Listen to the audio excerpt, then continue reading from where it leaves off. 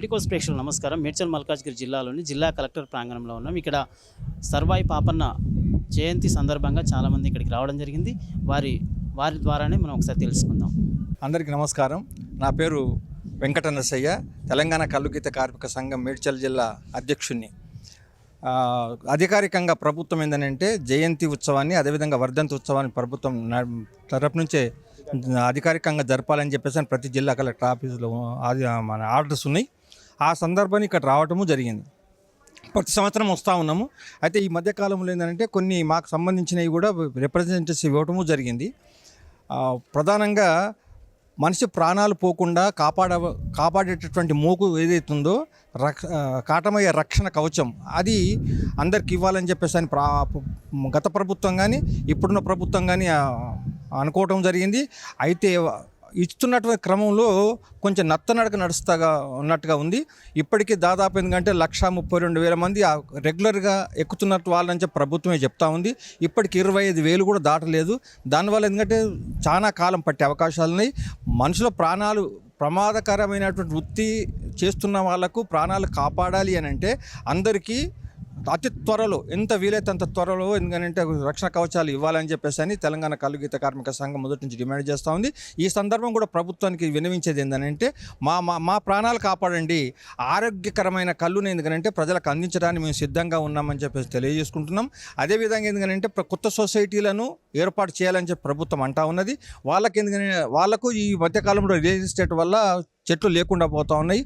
వాళ్ళకు 3 ఎకరాల నుంచి 5 ఎకరాల స్థలం కేటాయించి పొట్టి రకం చెట్లను పెట్టినట్టుగా ఉంటే వాళ్ళ జీవనోపాధితో పాటు ఎందుకంటే మనుషుల ఆరోగ్యాలు కాపాడే అవకాశాలు ఉన్నాయి.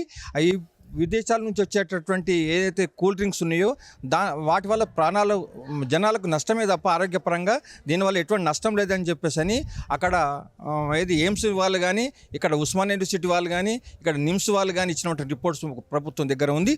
అందుకోసం అని చెప్పేసి కల్లుగీత కార్మిక సంఘం డిమాండ్ చేసేదానంటే ప్రభుత్వము ఇచ్చిన వాగ్దానాలు, ఎన్నికల సందర్భంగా ఇచ్చిన వాగ్దానాలను నెరవేరుస్తూనే ఇవన్నీ చేయగలిగినట్టుంటే వృత్తి బతుకుతుంది, మనుషులు బతుకుతారు, తాగే వాళ్ళ ఆరోగ్యాలు బాగుంటాయని చెప్పి తెలియజేస్తూ ఈ అవకాశం ఇచ్చినట్టు మీ అందరికీ ధన్యవాదాలు తెలియజేస్తూ మిత్రులారా, ఈ సందర్భంగా ఎందుకంటే సర్వాయి పాపన్న గురించి కూడా చెప్పాల్సిన అవసరం అంతనా ఉంది.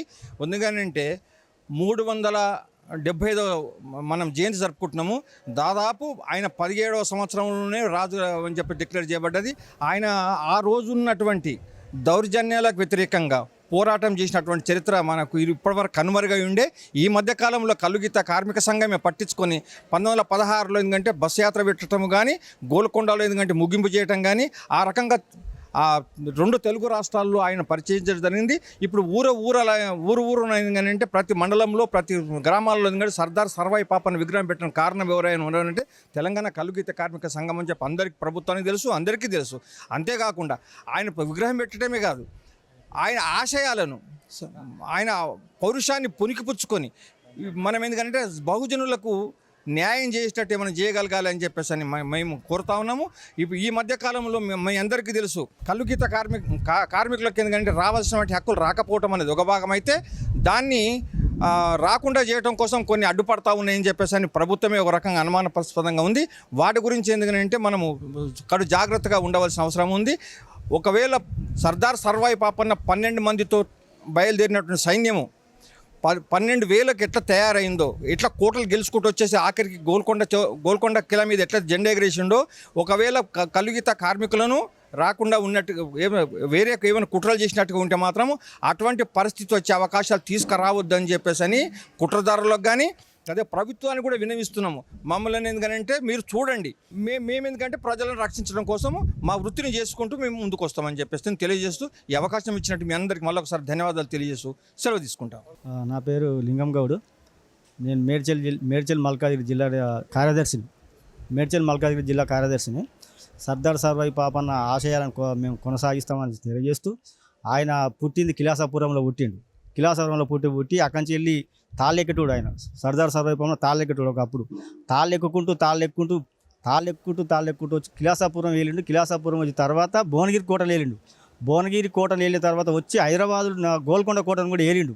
అంత పౌరుషం గల మేము ఆయన వృత్తిలో మేము మా మా జాతిలో ఆయన పుట్టడం చాలా అదృష్టం అని చెప్పి భావిస్తూ ఆయన ఆశయాన్ని కొనసాగిస్తూనే ఆయనకు అనుకూలంగా మేము ఏ విధంగా సాధించాలో ఆ విధంగా సాధిస్తామని తెలియజేస్తున్నాం. బహుజనుల ఆరాధ్య దైవం సర్దార్ సర్వాయి పాపన్న చిన్నప్పుడే అతి పౌరుషంతో బతికిండు.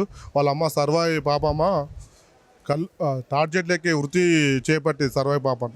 అతను ఒక 12 మంది సైన్యాన్ని ఏర్పరచుకొని 12,000 సైన్యానికి ఎదిగిండు.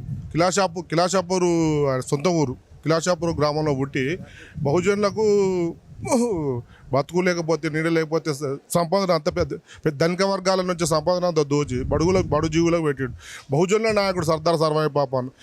ఈ రోజు ఆయన ఆశయాలను గవర్నమెంట్ వర్ధంతి జయంతిని అధికారికంగా నిర్వహించడం చాలా సంతోషం. ట్యాంక్ బండి మీద మా ఆయన విగ్రహాన్ని ఈ రోజు భూమి పూజ చేస్తున్నాం. చాలా మహదా అవకాశం.